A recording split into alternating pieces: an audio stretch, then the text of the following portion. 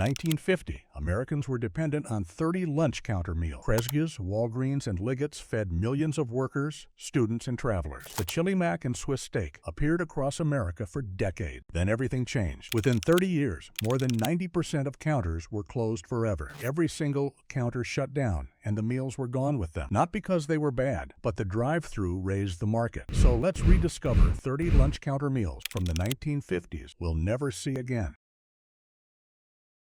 A woman in Queens made this for her husband every Sunday in 1956. 2 slices of white bread toasted until golden brown. The bread went flat on a dinner plate. Thick slices of leftover roast turkey from the weekend bird covered every inch. Hot brown gravy poured over everything until the bread began soaking through. A scoop of mashed potatoes landed on the side with more gravy on top. Her husband ate it with a knife and fork like a steak dinner. The bread turned soft and heavy from the gravy. The turkey stayed warm underneath. The whole meal cost maybe 30 cents using Sunday leftovers. Then her husband started working late shifts at the factory. Sunday dinners stopped. The turkey stayed wrapped in foil in the freezer. The recipe died when she passed in 1982. Her daughter never learned to make it. Diners still serve turkey Manhattan, but nobody orders it anymore.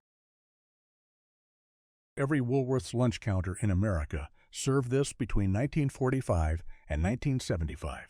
The waitresses called it by its real name on the menu board. Soldiers who ate it in the military called it something else. Dried beef came in glass jars from the armor company. The cook tore the thin slices into strips. Butter melted in a pan. Flour went in next for the roux. Milk followed slowly while stirring constantly. The dried beef strips went into the bubbling white sauce. Salt and pepper finished it. The whole mixture poured over 2 slices of toasted white bread on a plate. The toast got soft and soggy within minutes. People ate it fast before it turned to mush. It cost 45 cents in 1957. Factory workers ordered it 3 times a week for lunch. The jars of dried beef disappeared from grocery stores in the 1980s. The dish vanished with them. Nobody under 50 has ever tasted it. Woolworths tried to be fancy in 1952 by adding Chinese food to the menu. This was not real Chinese food. This was what Americans thought Chinese food should be. Beef or chicken cut into cubes, celery chopped thick, onions sliced, bean sprouts from a can. Everything cooked together in a big pot with soy sauce and cornstarch. The vegetables stayed crunchy. The meat got tender. A brown gravy formed from the cornstarch, thickening everything up. The whole thing served over white rice on an oval plate. Crunchy noodles came on the side in a small bowl. People sprinkled them on top for texture. It cost 60 cents because it was exotic. Every lunch counter had their own version. None of them tasted like real Chinese food. Chinese restaurants hated it. Americans loved it anyway. The last lunch counter stopped serving it in 1978. American chop suey became something completely different after that. Before we move, many of you have been asking where to find these recipes. We've gathered hundreds of them from the Depression era through the 1970s in our cookbook, Grandma's Kitchen. Complete instructions, pro tips in 10 chapters. Link is in the description below. Now, let's get back to the video. The most popular item on every lunch counter menu between 1950 and 1970. Hot turkey beat the hamburger by 3-to-1 in sales. White bread toast formed the base. 2 slices laid flat. Thick slices of roasted turkey breast covered the toast completely. Mashed potatoes went on top of the turkey in a big scoop. Brown turkey gravy poured over the entire thing until everything was drowning. Some places added stuffing on the side. Others threw in cranberry sauce. The whole plate cost 50 cents. Office workers ordered it every Friday. The turkey came from real birds roasted that morning in the kitchen. The gravy was made from scratch using the drippings. Everything was hot and fresh. Then frozen turkey rolls appeared in the 1970s. The quality dropped. People noticed. They stopped ordering it. The lunch counters switched to other specials. Hot turkey special died quietly without anyone noticing it was gone. This was the fancy lunch special every Wednesday at Kresge's lunch counter from 1955 to 1972. Chicken a la king meant chicken in cream sauce. Real cream, not milk. The cook diced leftover roasted chicken into small cubes. Butter melted in a pan. Flour went in to make a roux. Heavy cream poured in slowly. Pimentos from a jar added color. Mushrooms from a can added texture. The chicken cubes went in last. Everything simmered together until thick and creamy. 2 fresh biscuits split open on a plate. The creamy chicken mixture poured over both halves. paprika sprinkled on top for color. It cost 75 cents because cream was expensive. Women ordered it more than men. It felt elegant, even though it was just leftovers. The dish disappeared when lunch counters started using margarine instead of butter. The flavor changed. People complained. The special quietly left the menu in 1973. 5 meals down, all of them served at lunch counters in every American city. All of them made fresh every morning. All of them cost less than $1. Then the counters closed. The recipes vanished. The people who made them retired or died. Nobody wrote anything down. Here are 5 more disappearing. Not Hungarian goulash. American goulash, completely different. Ground beef browned in a big pot with chopped onions. Tomato sauce from cans poured in. Elbow macaroni added straight into the pot. Everything cooked together until the pasta absorbed the tomato flavor. Salt and pepper, that was it. No paprika like the Hungarian version. No sour cream. Just beef and tomatoes and noodles. Woolworth served it in a bowl with saltine crackers on the side. Cost 50 cents. Filled you up for the whole afternoon. Kids loved it because it tasted like Chef Boyardee, but better. Adults loved it because it was cheap. The lunch counter version disappeared in 1976 when Woolworth switched to pre-made frozen meals. The frozen version tasted like cardboard. Regular customers stopped ordering it. The recipe died even though every family still makes some version at home. The lunch counter version was better. Nobody can recreate it. The working man's lunch from 1950 to 1975. Every factory worker knew this meal. White bread toast, 2 slices. Thin slices of roast beef piled high on the toast. Mashed potatoes scooped on top of the beef.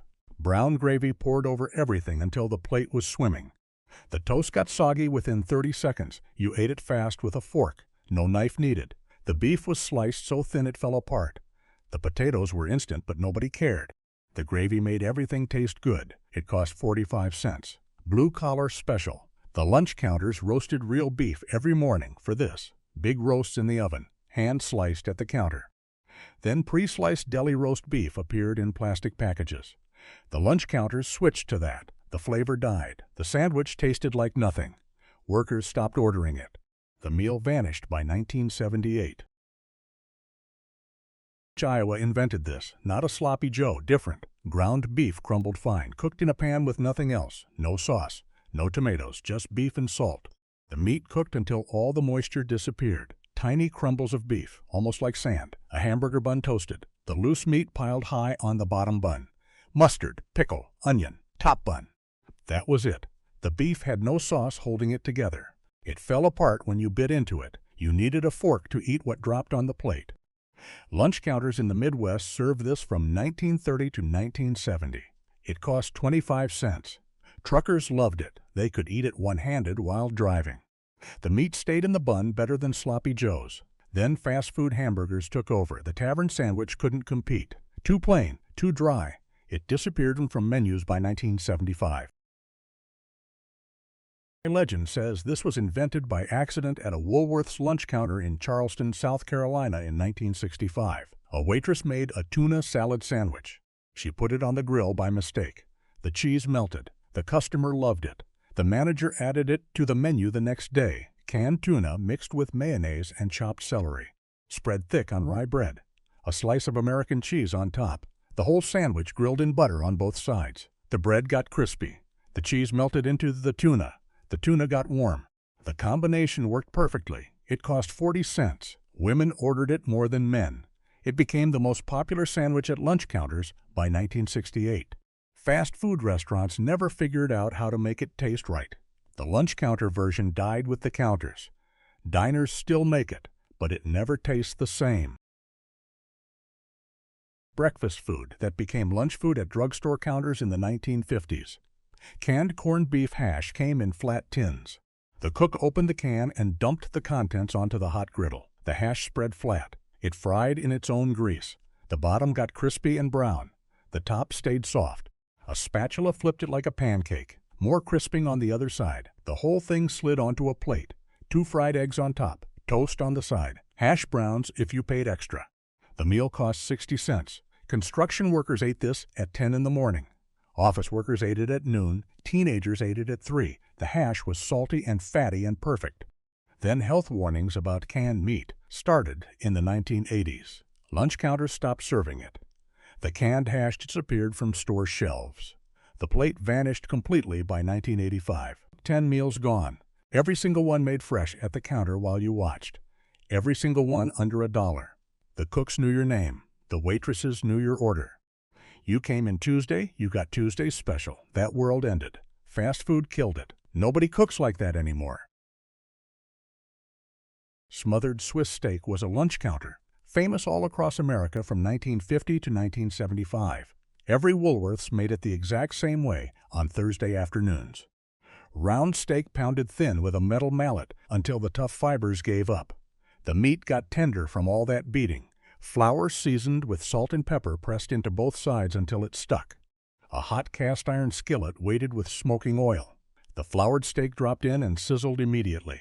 3 minutes on the first side until a golden brown crust formed. Flip it over.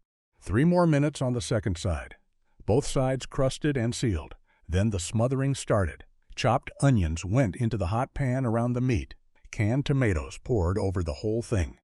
The pan lid covered everything tight. The skillet slid into a low oven at 275 degrees. 2 hours of slow cooking. The tomatoes broke down into sauce. The flour coating thickened everything into gravy. The tough meat turned fork tender. Service time came around 1 o'clock. The steak landed on an oval plate, swimming in thick tomato gravy. A mountain of mashed potatoes went on the side. The gravy ran over into the potatoes. A warm roll with butter finished the plate. Cost 70 cents. Factory workers timed their lunch breaks for Thursday Swiss steak. They knew it was ready at 1. They knew it would be hot. They knew it would fill them up until dinner. That consistency mattered more than anything. Then round steak prices jumped in 1974. Lunch counters couldn't afford it anymore. They switched to ground beef patties and called it Salisbury steak. Customers tasted the difference immediately. They stopped coming on Thursdays. Swiss steak vanished from lunch counters by 1978. Nobody makes it that way anymore. Chili ruled the lunch counter menu in every Midwest city from 1955 to 1980. St. Louis claimed they invented it, but everyone made their own version. The concept was simple enough that every cook could make it without a recipe. Ground beef and kidney beans cooked with tomatoes became chili. Elbow macaroni boiled in salted water became pasta. Mix them together in a bowl and charge 55 cents. The magic was in how they served it.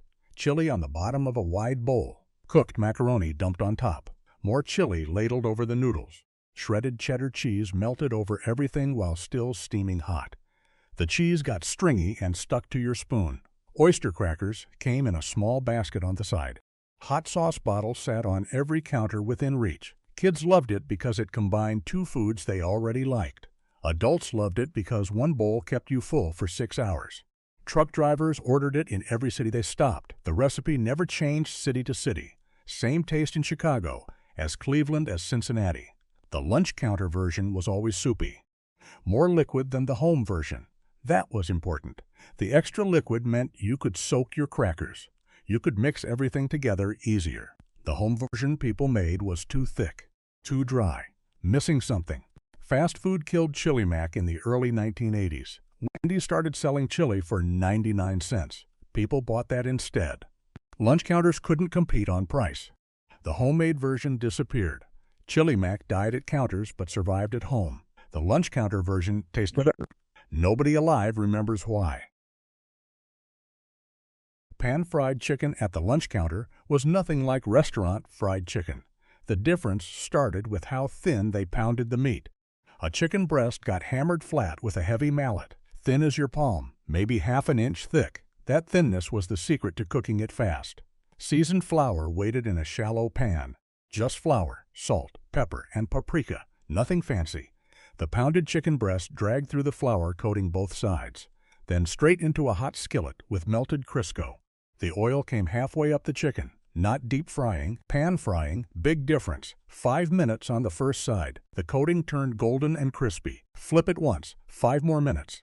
The second side matched the first. 10 minutes total and the chicken was done. Still juicy inside because it was so thin. The coating crunched when you bit it. The plate came with mashed potatoes and canned green beans. White gravy covered the potatoes but not the chicken.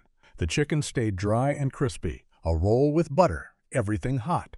Everything fast. Cost 65 cents. Office workers ordered this every Friday payday. The chicken was real. Cut fresh that morning. Pounded to order. Not frozen. Not pre-breaded. You watched the cook make it through the service window. The whole counter smelled like fried chicken and paprika. Made everyone hungry. Then KFC opened down the street. Deep fried chicken in buckets. Thicker coating. More seasoning. People switched to that. The thin pan-fried version couldn't compete. Too simple. Too plain. Lunch counters gave up by 1976. The technique died with the last cook, who knew how to pound chicken that thin. Young cooks never learned.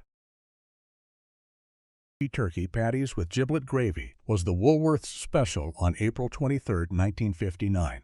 Every Woolworths in America served the exact same meal that day for 50 cents. The menu board called it turkey croquettes, but everyone just said turkey patties. Ground turkey mixed with breadcrumbs and beaten eggs.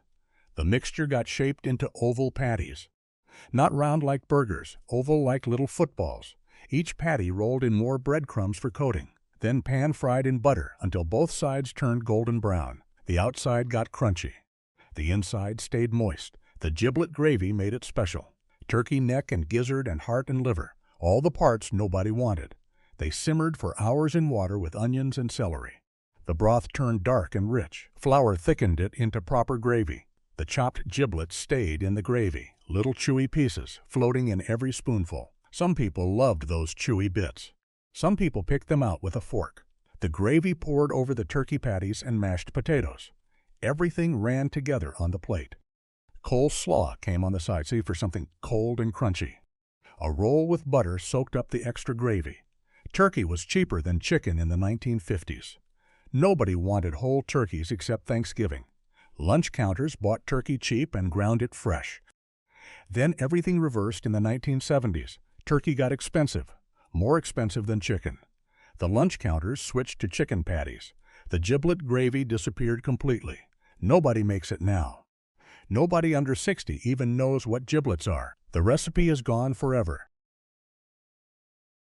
Carved turkey dinner was the Sunday special at every lunch counter from 1950 to 1972. Real roasted turkey, not sliced deli meat, not pressed turkey roll.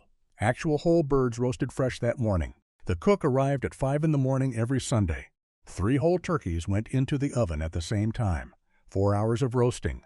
By 9 o'clock, the smell filled the entire downtown block. People walking to church could smell it. Made them hungry for lunch already. The turkeys came out golden brown at 9:30. They rested on cutting boards for 30 minutes. Then the cook carved them by hand with a long, sharp knife. Thick slices, white meat and dark meat, customer's choice. 2 slices landed on each plate. Mashed potatoes from real potatoes, bread stuffing with celery and sage. Cranberry sauce straight from the can with the ridges still showing. Turkey gravy made from the pan drippings. Not from a packet, everything piled together. The gravy poured over everything except the cranberry sauce. A warm roll with butter finished it. Cost $1.25. More expensive than other specials because turkey cost more. Families came after church and sat at the counter together. Everyone ordered the same thing. Felt like Thanksgiving every Sunday. Then Swanson TV dinners appeared in 1953. Frozen turkey dinners you could heat at home. People stopped coming to the counter for Sunday turkey. Sales dropped year after year. By 1970, Woolworths stopped roasting whole birds. Too expensive. Too much work. Not enough customers. The Sunday turkey special ended in 1973, replaced with meatloaf. Never felt the same. Never tasted as good. That tradition died and never came back. 15 meals gone forever. Everyone made from scratch before sunrise. Cooks arrived in the dark. They roasted turkeys. They simmered stocks. They pounded chicken flat. The food was ready by 11. Lunch rush lasted 2 hours. Then clean up and prep for tomorrow. That life ended when counters closed. Beef stew in a bowl meant winter had arrived at the lunch counter. Every diner and drugstore fountain made it the same way starting in October. Big pots simmering on back burners all morning long. The smell pulled people inside from the cold sidewalk. Beef chuck cut into 1-inch cubes. Cheap, tough meat that needed hours of cooking. The meat browned in hot oil in a massive pot. Onions and garlic thrown in after. Flour sprinkled over everything to thicken the liquid later. Beef broth poured in from big cans, tomatoes added. Bay leaves dropped in. The whole pot moved to low heat for 3 hours minimum. The beef turned tender enough to cut with a spoon. The broth turned dark and rich. Then vegetables went in. Carrots and potatoes and celery. Everything cut in big chunks. Another hour of cooking. The vegetables got soft but kept their shape. The stew thickened into proper gravy. Service started at 11:30. Ladled into wide bowls, filled to the rim. Oyster crackers on the side. A roll with butter. The meal cost 60 cents. Working men ordered it on the coldest days. The bowl stayed hot for 20 minutes. You could wrap both hands around it to warm up before eating. The beef fell apart. The vegetables soaked up all the gravy flavor. The crackers added crunch when crumbled on top. Then Dinty Moore canned beef stew appeared in every grocery store. Cheaper than lunch counter stew. People heated it at home. Lunch counters started opening cans instead of cooking from scratch. The quality dropped immediately. Customers noticed. They stopped ordering it. The real version vanished by 1982. Individual chicken pie came in its own small ceramic dish at the lunch counter. Not a big pie sliced up. One pie, one person, one white oval dish with blue trim. Every lunch counter owned 100 of these dishes stacked in the kitchen. Leftover chicken from yesterday's fried chicken special started it. The meat picked clean off the bones, chopped into chunks, mixed with frozen peas and carrots, diced potatoes, celery if they had it. Everything went into a bowl, thick chicken gravy poured over. The gravy came from a proper roux. Butter and flour cooked together first, then chicken broth whisked in slowly. The mixture spooned into the ceramic dish, filled 3/4 full, a circle of pie crust dough laid on top. The edges pressed down all around, 3 slits cut in the center for steam to escape. The dish went into a hot oven. 25 minutes, the crust turned golden. The filling bubbled up through the slits. The pie came to your counter seat still in the ceramic dish, too hot to touch. Had to wait 5 minutes before eating. A fork and spoon, no knife needed. The crust broke apart easy. The filling was thick and creamy, the chicken tender. Every bite was different depending on what you got on your spoon. Cost 70 cents, more than a sandwich. Less than a full dinner. Women ordered it more than men. Felt like grandmother's cooking, felt like Sunday dinner. Then Swanson frozen pot pies took over grocery stores. Aluminum tins, bake at home. Cheaper than the lunch counter. The ceramic dish version lost the battle. Those dishes got packed away in boxes. The recipe forgotten. Nobody makes individual pies in ceramic dishes anymore. Daily dinner specials meant you never needed to look at the menu if you were a regular. Every lunch counter ran the same rotation. Monday was meatloaf. Tuesday was Swiss steak. Wednesday was roast chicken. Thursday was liver and onions. Friday was fried fish. Same thing every week. Same price. Same sides. The special always came with 2 sides. Mashed potatoes or French fries. Green beans or corn. A roll with butter, coffee or tea. All included, $1 flat. You walked in on Tuesday and just said, "Give me the special," and the waitress knew you meant Swiss steak. She didn't even write it down. Just yelled, "Special!" to the cook. He knew what day it was. He knew what to make. This system worked because factory workers needed consistency. Lunch break was 30 minutes total. That included walking from the factory and back. No time for decisions. No time for waiting. The special was ready. The special was fast. The special was exactly the same every single Tuesday. Then, factories cut lunch breaks to 20 minutes in the 1970s. Workers couldn't walk to the counter and back anymore. They started bringing sandwiches from home in paper bags. The lunch counters lost their biggest customers. The daily specials stopped being daily, just Monday and Friday, then just Friday fish, then nothing at all. The special board came down from the wall. That rotating system died completely. Some diners still do a daily special, but it's not the same. It changes. It's not predictable. The old system is extinct. That reliability is gone forever. Chicken salad plates saved lunch counters during summer heat waves. Nobody wanted hot food in August. The chicken salad solved that problem. Cold chicken, cold plate. No cooking needed at service time. The prep happened early morning, before the sun got high. Whole chickens boiled until the meat fell off the bones. The cook picked all the meat off while it was still warm, chopped it fine with a sharp knife, Mixed it with mayonnaise while the chicken still had some heat. The warmth helped the mayo soak in better. Chopped celery went in next, salt and pepper, a tiny spoonful of sugar. That sugar was the secret ingredient. It balanced the mayonnaise, made it taste homemade instead of commercial. The whole mixture went into the refrigerator to chill until lunch service. 11:30 came. A bed of iceberg lettuce on a cold plate from the cooler. A big scoop of chicken salad in the center. Sliced tomatoes around the edge. Hard-boiled egg slices. Sometimes potato salad on the side. Saltine crackers in a basket. The plate cost 60 cents. Women loved this lunch. Felt light and fresh. Men complained it was rabbit food, not filling enough. But on a 90-degree day, even the men ordered it because everything else was too hot and heavy. The lunch counter chicken salad tasted better than homemade. More mayo, more celery, more salt. The lettuce stayed crispy because the plate came from the cooler. Everything was made fresh that morning. Then grocery store Delice started selling pre-made chicken salad in plastic tubs. Factory made. The lunch counters switched to buying it ready-made. Labor costs were too high to make it fresh. The taste changed overnight. Customers noticed. They stopped ordering it. The fresh version died by 1979. Grilled cheese and tomato soup combo was the most popular lunch counter order in American history. More popular than hot dogs, never ordered apart. The combo ruled from 1950 to 1985. White bread, 2 slices, real butter on the outside of each slice. American cheese in the middle. The sandwich landed on the hot griddle butter side down. The cook pressed it flat with a metal spatula. The bottom turned golden brown. Flip it. Press it again.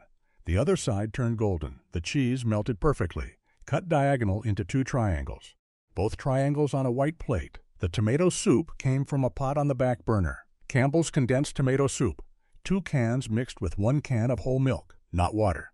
Milk made it creamy and rich. The soup simmered all morning but never boiled. Kept just warm. Ladled into a bowl when ordered. The combo cost 40 cents total.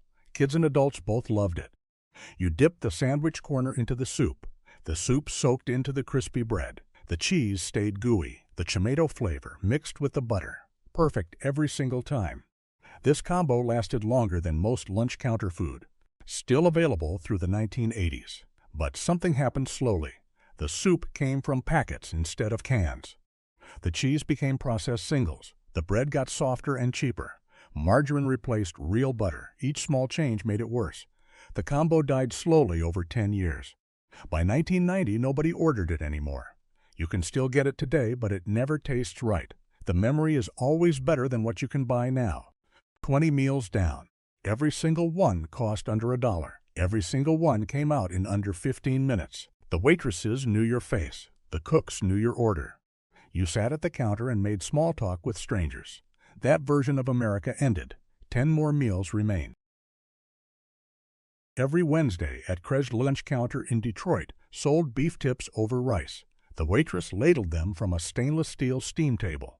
The tips came from chuck roast ends too small to slice. The cook cubed them in the morning. She dredged each piece in seasoned flour. Then she browned them in a cast-iron skillet with onions. The fond stuck to the bottom got scraped up with beef stock. That became the gravy. More flour went in to thicken it, salt and pepper, nothing else. The gravy simmered for 3 hours until the beef turned soft enough to cut with a fork. By 11, the smell filled the entire store. Workers from the Ford plant walked in and ordered beef tips without looking at the menu. They knew Wednesday was beef tips day. The meal came with white rice and a roll, sometimes green beans on the side, 70 cents for the whole plate. Blue-collar men ate 2 plates and still had money left over. The beef tips stuck to your ribs all afternoon. You could work a full shift without getting hungry again. Then in 1979, beef prices doubled after a drought killed cattle across the Midwest. Kresge's tried using stew meat instead, but it fell apart in the gravy. They tried chicken, but nobody ordered it. The beef tips disappeared from the menu in 1980. The lunch counter closed 2 years later. Nobody makes beef tips like that anymore. Restaurants use pre-cut stew meat from a bag. They don't brown it first. They don't simmer it for 3 hours. The gravy comes from a packet mixed with water. It tastes like salt and food coloring. The texture is wrong. The meat is chewy. The gravy is thin. Old men who remember Kresge still talk about those beef tips. They say nothing tastes like it used to. They're right. The beef was different back then. The cows ate grass. The meat had flavor. The cuts were fresh, not frozen. The gravy was made from real drippings, not powder. And the woman who cooked it had been doing it the same way for 20 years. She knew exactly how long to simmer it. She knew when to add more stock. She knew when it was done. That knowledge died when the counter closed. Her daughter never learned the recipe. Nobody wrote it down. Now, beef tips in brown gravy only exist in those memories of men who ate them 50 years ago. Woolworths sold individual beef pot pies in ceramic ramekins from 1950 to 1975. Each pie was made fresh every morning in the basement kitchen. The baker started at 5 in the morning. She boiled leftover roast beef from Sunday dinner service until it shredded. Then she mixed it with diced carrots, peas, potatoes, and celery.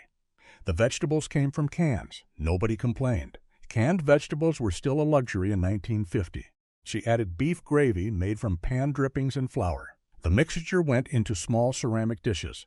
Then she rolled out pie dough and cut circles to fit the top of each dish. A fork pressed the edges to seal it. 3 slits in the center let steam escape. The pies baked at 375 degrees for 25 minutes until the crust turned golden brown. They sat in a warming oven until lunch service started at 11. When you ordered one, the waitress brought it to your stool, still bubbling hot. The ceramic burned your fingers if you touched it. You had to wait 5 minutes before eating, or the gravy would scald your mouth. The crust flaked when you broke through it with a fork. The beef inside was tender and salty. The vegetables were soft. The gravy was thick and rich. The whole thing cost 70 cents and came with a roll and butter. Women ordered it more than men. It was considered a ladies' lunch. Men wanted something heavier like meatloaf or Salisbury steak, but older women came in every week and ordered the beef pot pie. They said it reminded them of home cooking. By 1975, Swanson had started selling frozen pot pies in grocery stores. They cost 35 cents each. You could heat them in your oven at home in 20 minutes. Suddenly, paying 70 cents at a lunch counter didn't make sense anymore. Woolworths tried lowering the price to 50 cents, but that didn't help. Women stopped coming in. They bought the frozen ones instead. The pot pies disappeared from the menu in 1976. The ceramic ramekins got sold at a yard sale. The baker retired. Nobody makes individual beef pot pies from scratch anymore. The frozen ones taste like cardboard. The crust is soggy. The beef is rubbery. The gravy is gelatinous. Old women who remember Woolworth's pot pies say the frozen ones are an insult. They refuse to buy them. But they can't get the real thing anymore either. So they just stopped eating pot pie altogether. Was the cheapest protein on every lunch counter menu in America from 1945 to 1965. Calf's liver cost 15 cents a pound when beef steak cost 60 cents. Working men ordered it because it filled them up for 50 cents. The meal came with mashed potatoes, gravy, and a roll. The liver came sliced thin from the butcher. The cook soaked it in milk for 30 minutes to remove the bitter taste. Then she dredged each slice in seasoned flour, salt and pepper, nothing fancy. She fried it in a cast-iron skillet with butter for about 3 minutes per side. If you cooked it longer, it turned tough and rubbery. Meanwhile, onions simmered in a separate pan with butter until they caramelized and turned sweet. The onions went on top of the liver, more butter on top of that. The whole plate smelled strong and metallic. Some people loved it. Most people tolerated it because it was cheap. Liver was considered poverty food. You ate it when times were hard. When you couldn't afford a steak, you ordered liver. It kept you alive. It gave you energy. It was packed with iron and vitamins. Doctors told pregnant women to eat liver once a week. Factory workers ate it on payday when their wallets were empty. But as soon as the economy improved, people stopped ordering it. By 1960, Americans had more money. They could afford steak and pork chops and chicken. They didn't need to eat organ meat anymore. Liver reminded them of hard times. It reminded them of being poor, so they stopped ordering it. Lunch counters tried to keep it on the menu, but nobody wanted it. By 1970, only old men ordered liver and onions. Young people refused to touch it. They said it tasted like metal. They said the texture was slimy. They said it smelled like blood. Restaurants took it off the menu one by one. By 1980, you couldn't find liver and onions anywhere except truck stop diners. Even there, it was rare. Today, liver and onions is considered disgusting by most Americans. Younger generations have never tried it. They don't even know what it looks like. Food Republic reported in 2024 that liver fell out of favor because it symbolized poverty and hardship. Nobody wants to eat food that reminds them of suffering. But the older generation who grew up eating it says liver and onions done right was actually delicious. They say the problem is nobody knows how to cook it anymore. They're probably right. The cold meatloaf sandwich was the most common lunch counter order from 1950 to 1965. It used leftover meatloaf from the night before. Every diner and lunch counter in America served meatloaf for dinner. They made huge pans of it, ground beef mixed with breadcrumbs, onions, eggs, and ketchup, baked in a loaf pan until firm, sliced thick and served with mashed potatoes and gravy. But there was always leftover meatloaf, too much to throw away. So the next day, the cook sliced it cold and made sandwiches. 2 slices of cheap white bread, a thick slice of cold meatloaf in the middle, mustard or ketchup, sometimes both, maybe a slice of American cheese if you ask nicely. The sandwich cost 30 cents. It came with a pickle and potato chips. Working men ordered it every day. Construction workers, factory workers, truck drivers, anyone who needed a cheap, filling lunch. The meatloaf was dense and salty. It tasted better cold than hot. The fat solidified overnight and held everything together. The bread soaked up the juices. The mustard cut through the heaviness. The pickle added crunch. It wasn't fancy, but it worked. You could eat it with one hand while you worked. It didn't fall apart. It didn't make a mess. And it filled you up until dinner. Food Republic wrote in 2024 that cold meatloaf sandwiches used to be so popular you could walk into any diner and order one without looking at the menu. But then fast food restaurants opened in the 1970s. McDonald's sold hamburgers for 25 cents. Burger King had the Whopper. Suddenly, a cold meatloaf sandwich seemed old-fashioned. Why eat yesterday's dinner when you could have a fresh hot burger? Lunch counters tried to compete, but they couldn't. Fast food was faster. It was cheaper. It tasted better to younger people. The cold meatloaf sandwich disappeared from menus by 1980. Some diners still serve meatloaf for dinner, but they don't make sandwiches with the leftovers anymore. They throw it away or give it to the staff. Nobody orders cold meatloaf sandwiches anymore. Younger people think it sounds disgusting. They can't imagine eating cold meat on white bread. But the older generation who grew up on it says it was one of the best sandwiches ever made. Simple, honest, filling. Nothing fancy, but it did the job. And sometimes that's all you needed. Breaded fish sandwich. Before McDonald's Filet-O-Fish came out in 1962, every Catholic in America ate breaded fish sandwiches at lunch counters on Fridays. Catholics couldn't eat meat on Fridays. That was the rule, so lunch counters served fried fish instead. The fish was usually cod or haddock, fresh if you lived near the coast, frozen if you lived inland. The cook filleted it in the morning. Then she dredged each piece in seasoned flour, then beaten eggs, then breadcrumbs. Sometimes cornmeal instead of breadcrumbs depending on where you lived. She fried it in hot oil until the coating turned golden brown and crispy. The fish came out flaky and white inside, crunchy outside. It went on a soft white bun with a slice of American cheese. Tartar sauce on top. The tartar sauce was just mayonnaise mixed with chopped pickles and a squeeze of lemon juice. Nothing fancy. The sandwich cost 45 cents and came with coleslaw. Every Friday, the lunch counters were packed with Catholics. Factory workers, office workers, students, everyone lined up for fish sandwiches. The smell of fried fish filled the whole restaurant. By 1 o'clock, the cook had gone through 50 pounds of fish. Then McDonald's franchise owner, Lou Groen, invented the Filet-O-Fish in 1962. He created it specifically for Catholic customers in Cincinnati. His restaurant was losing money every Friday because Catholics wouldn't eat hamburgers. So he came up with a fish sandwich. Square fish fillet, steamed bun, cheese, tartar sauce. It cost 30 cents, cheaper than the lunch counters, and it was faster. You could get it in 2 minutes instead of waiting 20 minutes at a counter. Catholics started going to McDonald's instead. The lunch counter fish sandwich couldn't compete. By 1970, most lunch counters had stopped serving fish sandwiches on Fridays. They couldn't make money on them anymore. McDonald's had taken over. Today you can still get a filet-o-fish at McDonald's, but it's not the same as the old lunch counter version. The fish is smaller. The breading is soggy. The bun is steamed, not toasted. The cheese is processed. The whole thing tastes like cardboard. Old Catholics who remember the lunch counter fish sandwiches say McDonald's ruined it. They say the real fish sandwich was thick and crispy with actual flavor. Fresh fish, real tartar sauce, a proper bun. But nobody makes it that way anymore. The only place you might find one is at a local fish fry in a church basement. And even those are rare now. 25 meals gone. Every single one cost less than $1. Every single one fed working Americans. Every single one disappeared when lunch counters closed. 5 more meals remain. These last 5 vanished for different reasons. Some got replaced by fast food. Some got too expensive. Some people just stopped wanting them. Here they are. Italian-American diners served breaded veal cutlets from 1950 to 1978. The dish came from Italy, where it was called cotoletta. Italian immigrants brought it to America in the early 1900s.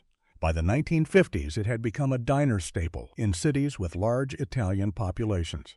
New York, Boston, Philadelphia, Chicago. The cutlets were thin slices of veal pounded even thinner with a meat mallet, then dredged in flour, then beaten eggs.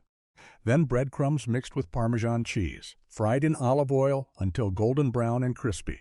The whole cutlet was bigger than the plate. It hung over the edges.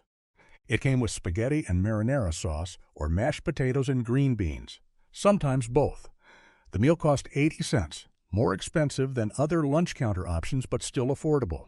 The veal was tender and mild. The breading was crunchy and salty. The cheese added flavor. It was a working-class version of fancy Italian food. Men who worked construction or factory jobs ordered it on payday. It felt like a treat, like eating at a real restaurant instead of a diner. Women ordered it for special occasions, birthdays, anniversaries, celebrations. But then veal prices started rising in the 1970s. Veal came from baby calves. Baby calves were expensive to raise. Farmers stopped producing as much veal because it wasn't profitable. By 1975, veal cost twice as much as beef. Diners couldn't afford to keep it on the menu at 80 cents. They raised the price to $1.25, then $1.50. Customers stopped ordering it. They said it was too expensive for diner food. Why pay $1.50 for veal when you could get a steak for $1.25? The breaded veal cutlet disappeared from diner menus by 1980. Some Italian restaurants still serve it, but they call it veal Milanese and charge $15. It's fancier now. It comes with arugula salad and lemon wedges. It's not the same as the old diner version. That version was simple and filling. No arugula, no lemon. Just a huge piece of breaded veal with spaghetti or potatoes. The kind of meal that stuck to your ribs. The kind of meal working men ate after a long shift. Today, younger Americans don't even know what veal is. They've never tried it. They don't know it used to be a common diner food. All they know is chicken cutlets and pork chops. The breaded veal cutlet is a forgotten piece of American lunch counter history, and nobody under 60 even remembers it existed. The egg salad sandwich was the cheapest item on every Woolworth's lunch counter menu from 1940 to 1980. It cost 30 cents, sometimes 25 cents during the Depression. The sandwich used hard-boiled eggs mashed with mayonnaise, mustard, salt, and pepper. Nothing else. No celery, no pickles, no fancy ingredients. Just eggs and mayo. The cook boiled dozens of eggs every morning. She peeled them while they were still warm. Then she chopped them with a knife. Not too fine, not too chunky, just right. She mixed in enough mayonnaise to hold everything together. A spoonful of yellow mustard for color and tang. Salt and pepper. That was it. The mixture went into a metal bowl and sat in the refrigerator until someone ordered it. Then the cook scooped a big pile onto cheap white bread. 2 slices. Sometimes she added a leaf of lettuce, if you asked. The sandwich came with a pickle and potato chips. Old women ordered it every day. It was light, it was cheap, it didn't upset their stomachs. They could eat it slowly while they shopped at Woolworth's. It was predictable. Every egg salad sandwich tasted exactly the same. That was the appeal. You knew what you were getting. It wasn't considered a man's food. Men wanted meat, ham, turkey, roast beef. But if payday was 3 days away and you only had 30 cents left, an egg salad sandwich was your only option. Students ordered it too. high school kids who didn't have much lunch money, college students studying at the counter. An egg salad sandwich and a Coke was a complete meal for 50 cents. But then in the 1970s, salmonella outbreaks started making the news. People got scared of mayonnaise. They worried about food poisoning. Suddenly, egg salad seemed dangerous. Lunch counters tried to keep serving it, but customers stopped ordering it. They said it looked suspicious. They said it smelled weird. They said they didn't trust mayonnaise that had been sitting out. Sales dropped. By 1980, Woolworths took egg salad off the menu at most locations. A few lunch counters kept it until the end, but barely anyone ordered it. Today, you can still buy egg salad at grocery stores in plastic containers, but it doesn't taste the same. The eggs are too smooth. The mayo is sweet. The whole thing tastes like chemicals. The old Woolworths egg salad had texture. It had real egg chunks. It tasted like actual food. And it cost 30 cents. You'll never find that again.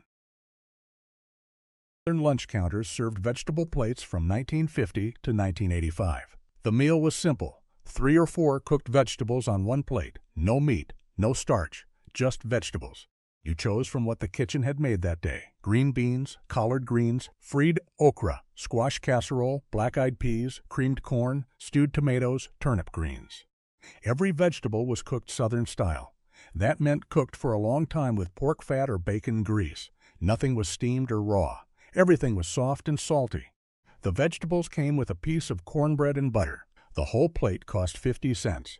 Old women ordered it every day. It was their main meal. They didn't need meat. Vegetables were enough. Plus, it was cheap.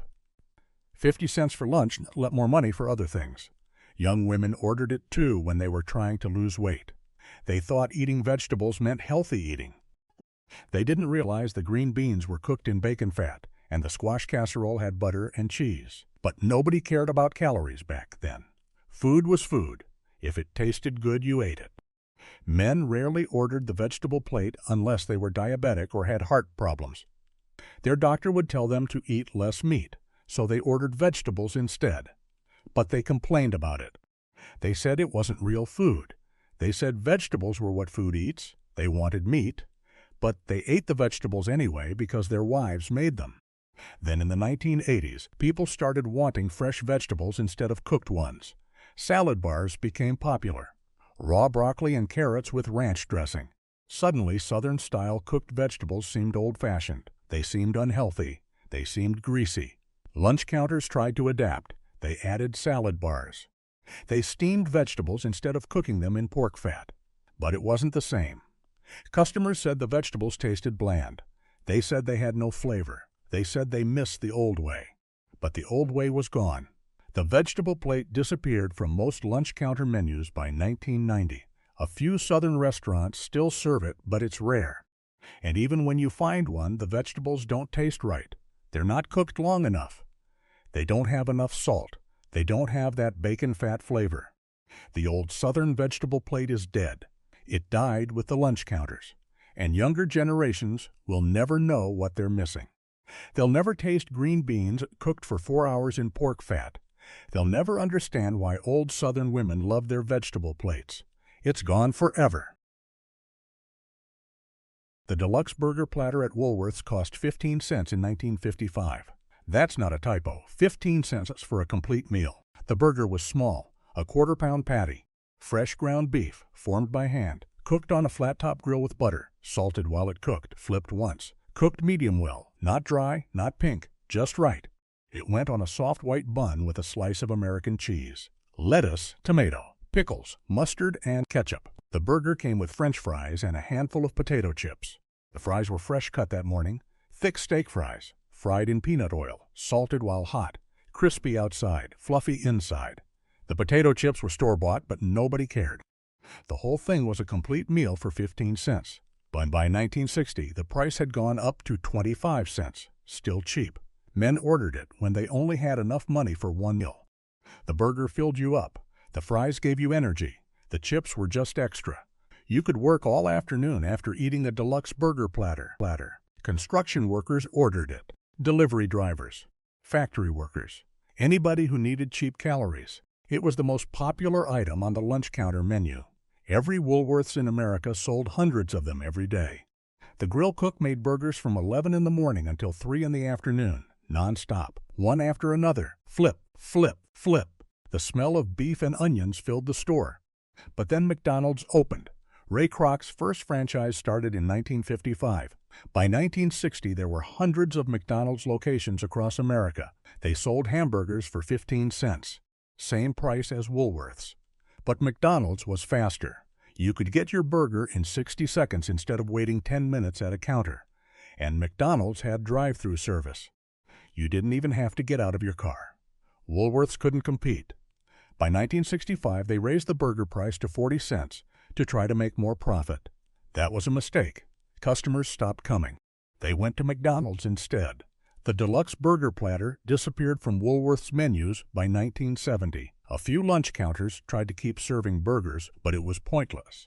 Fast food had won. Today, a McDonald's hamburger costs $2. It's smaller than the old Woolworth's burger. The beef tastes different. The bun is steamed. The fries are thin and soggy. Nothing like the old deluxe burger platter. But nobody remembers what Woolworth's burgers tasted like anymore.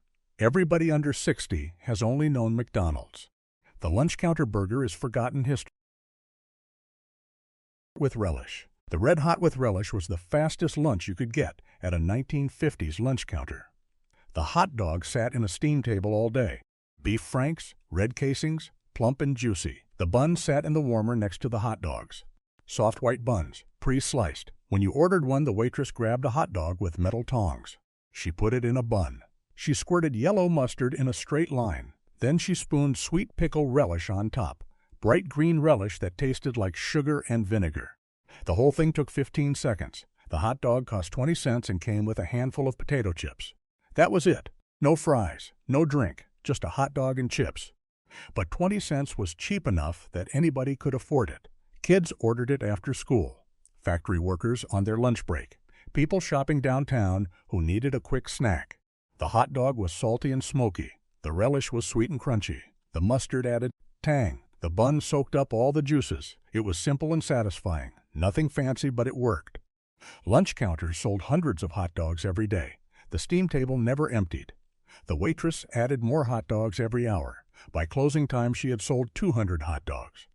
Maybe more on busy days. But then the 1970s brought health scares about hot dogs. News reports said they cause cancer, nitrates in the meat, preservatives, artificial coloring. People got scared.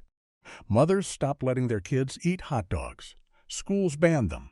Lunch counters tried switching to all-beef hot dogs without nitrates. But they cost more. The price went from 20 cents to 40 cents. Customers complained. They said 40 cents was too much for a hot dog. They could get a burger for 50 cents. Why spend almost as much on a hot dog? Sales dropped. By 1980, most lunch counters had taken hot dogs off the menu. The steam tables disappeared. The relish jars got thrown away. Today, hot dogs are mostly sold at baseball stadiums and street carts. But they're not the same as lunch counter hot dogs. Stadium hot dogs cost $7. They're huge and loaded with toppings. Too much food. Too expensive. The old lunch counter hot dog was small and simple, 20 cents. Mustard and relish. That's all you needed. It was perfect the way it was. But perfect doesn't exist anymore. Everything got bigger and more expensive. The simple Red Hot with relish is gone, and nobody under 60 even outro 30 meals. All gone. Every single one fed America for decades. Every single one cost less than $1. Turkey Manhattan with gravy-soaked bread. Chili mac that stuck to your ribs all afternoon. Smothered Swiss steak on Thursday. Beef tips in brown gravy on Wednesday. Cold meatloaf sandwiches that tasted better than dinner. Your grandfather ate these meals 3 times a week. He remembers every single one. You'll never taste them once. The counters closed. The cooks died. The recipes died with them. Nobody wrote them down. Nobody passed them on. They're gone forever. McDonald's killed them. Burger King killed them. Drive-thrus killed them all. Now all we have left are memories and old menu photos. If this hit you hard, smash that like button right now. Drop a comment if your grandparents remember these meals. Share this with anyone who misses real lunch counter food. We're watching history. Don't let these meals be forgotten.